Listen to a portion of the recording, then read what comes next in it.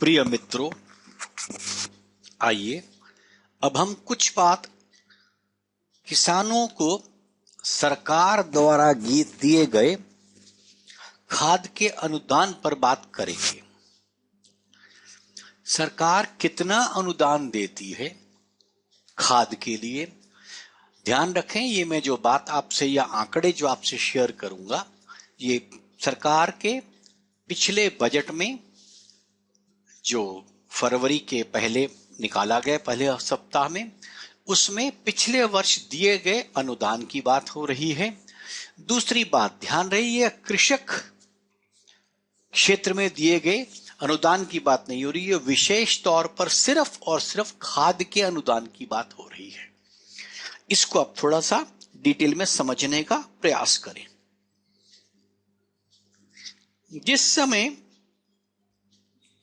हमारे पास उर्वरक कंपनियां नहीं थी, खाद कंपनियां नहीं थी, मतलब हमारे पास केमिकल फर्टिलाइजर का इस्तेमाल नहीं होता था। जो पुरानी खेती हमारी जो गाय के गोबर की खाद से इस्तेमाल होता था, या पेड़ पत्तियों की खाद से, या केचुए की खाद से, उस पर हम जब काम शुरू करते थे तो हमारे पास एक किसान है और किसान खाद्य पदार्थ को तैयार करता था। खाद्य पदार्थ का मतलब सब प्रकार की फसलें, सब्जी से लेकर के, दलहन से लेकर के तिलहन और गेहूं, अनाज, जिसे गेहूं चावल कुछ भी कह लीजिए, ये सब अनाज वो पैदा करके और इस अनाज को वो देशवासियों के लिए तैयार करता था। अब जिस समय हरित क्रांति लगभग आई, हरित क्रांति का मुख्य उद्देश्य था देश खाद्य में अपने आप में सक्षम या आत्मनिर्भर हो सके। उसके लिए सुझाव था कि कुछ उर्वरक किसान को खेत में डालने चाहिए जिससे उसकी उपज की क्षमता बढ़ जाए। अब क्या किया, उर्वरक शुरू किए गए। उर्वरक माने रासायनिक खाद, जिसको अंग्रेजी में आप दो चीजों में विभक्त करते हैं, एक मैन्योर और एक फर्टिलाइजर। फर्टिलाइजर हमेशा केमिकल वाला है जो इको फ्रेंडली नहीं है। एक बात और ध्यान रखिएगा कि उर्वरक को डालने के बाद आपको सिंचाई की आवश्यकता अधिक पड़ती है, पानी खेत को अधिक देना पड़ता है। अब कंपनियों से उर्वरक बनने लगा। उर्वरक सीधा उसके बाद जाता था खाद विक्रेता के पास, और खाद विक्रेता से उस उर्वरक को इस किसान ने खरीदा होता था।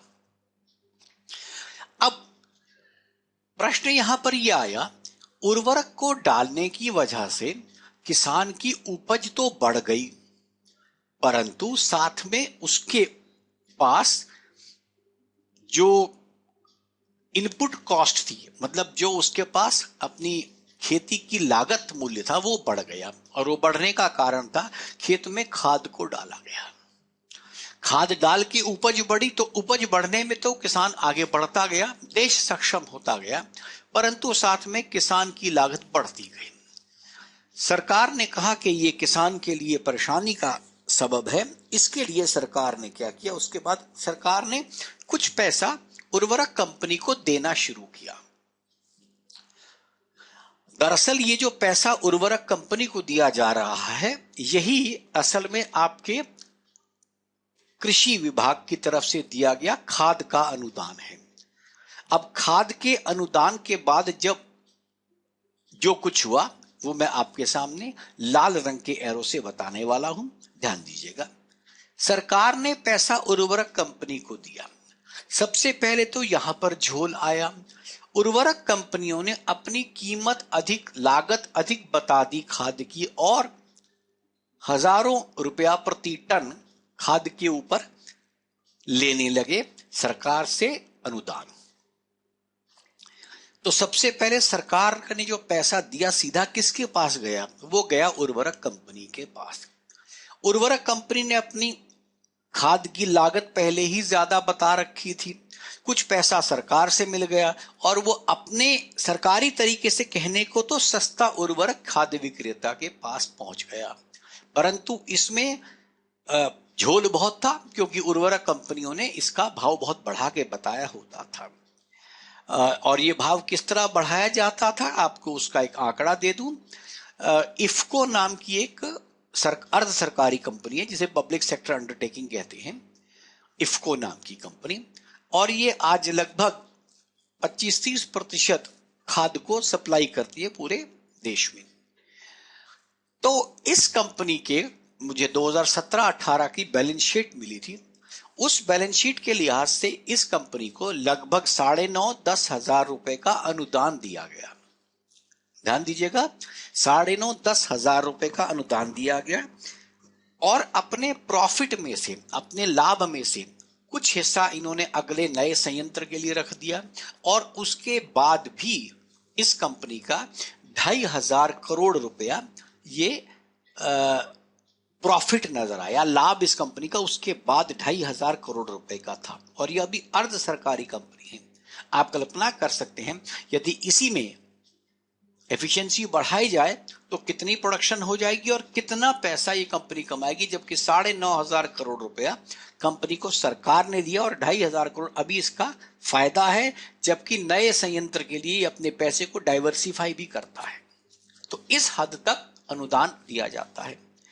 अब खाद्य विक्रेता से क्या हुआ, किसान ने खाद को लिया, ये तो एक काम हो गया, लेकिन यूरिया इत्यादि कुछ खादें ऐसी हैं जो दूसरे प्रयोगों में भी आती हैं। यूरिया तो एज ए केमिकल दूध बनाने के, सिंथेटिक दूध बनाने के काम भी आता है।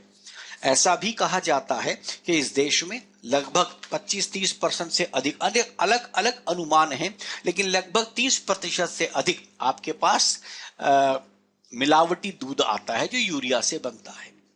पहली बात तो ये, केमिकल में जो यूरिया से दूध बनने लगा उनको यूरिया सस्ता मिलने लगा, इसलिए कृत्रिम दूध बनाने वालों की पौबारा हो गई, बड़े मजे हो गए।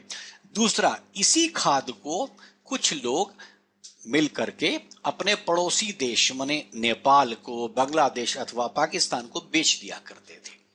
अब इसमें क्या हुआ, पैसा दिया सरकार ने, दिया किसान के नाम पर, जिससे बनी सस्ती खाद। वो खाद चली कहां गई, पाकिस्तान में, बांग्लादेश में, नेपाल में।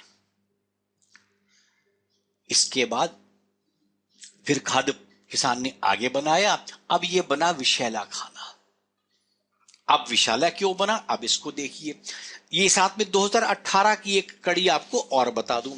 2018 में क्या किया सरकार ने, ये कह दिया कि खाद्य विक्रेता जिस समय, क्योंकि जब ये पता लगा कि उर्वरक कंपनी अधिक हमारी ले रही है, खाद्य विक्रेता तक कब खाद पहुंचती है, वो किसान तक कब पहुंचाता है, 2018 में सरकार ने एक नया नियम बनाया कि खाद विक्रेता के पास किसान क्रेडिट कार्ड या किसान आधार कार्ड से जब खाद बिक जाएगी तब वो पैसा उर्वरक कंपनी को ट्रांसफर होगा। चलो जी, ठीक है। अब इसमें क्या झोल हुआ ये समझिए।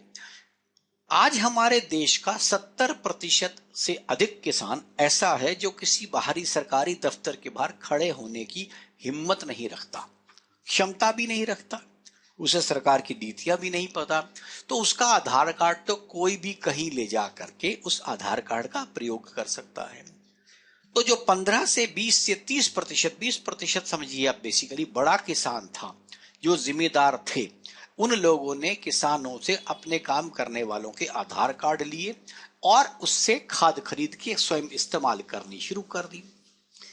तो असली किसान को 70% में वो आधार कार्ड बेचारा किसी को दे देता है, उसको सिर्फ इतना मतलब है खाद मुझे कुछ सी मिल गई है।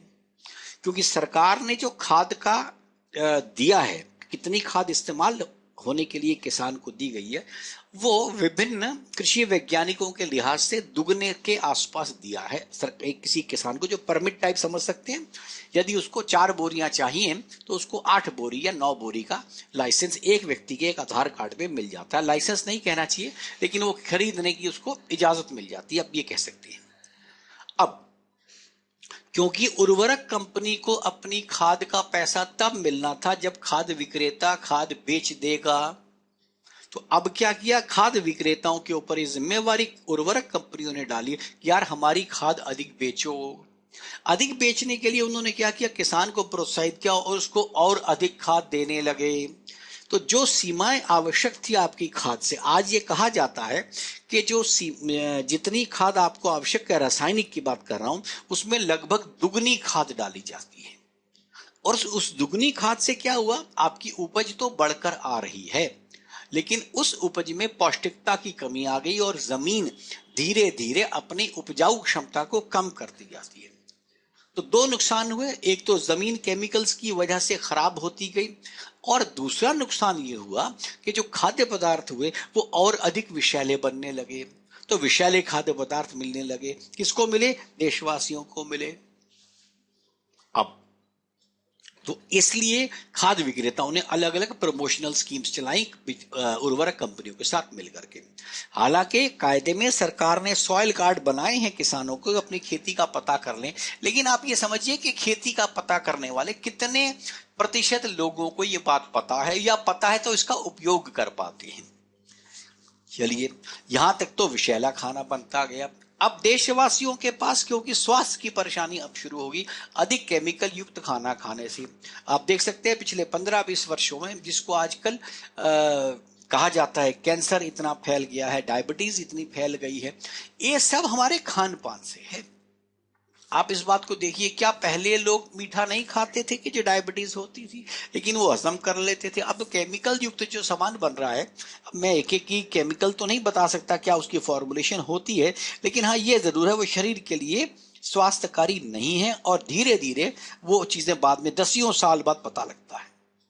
अब क्या हुआ, ये बनने के बाद देशवासियों में बीमारी बढ़ने लगी, तो सरकार के ऊपर उन्होंने कहा कि अब हम बीमार पड़ गए तो सरकार के स्वास्थ्य विभाग के ऊपर और खर्चा आ गया। तो एक तरफ सरकार ने उर्वरक के लिए पैसा दिया, और उस उर्वरक के पैसे को किसान तक लगभग 25-30 से 40% असली किसान तक पहुंचता है, बाकी बड़े लोगों के पास चला जाता है।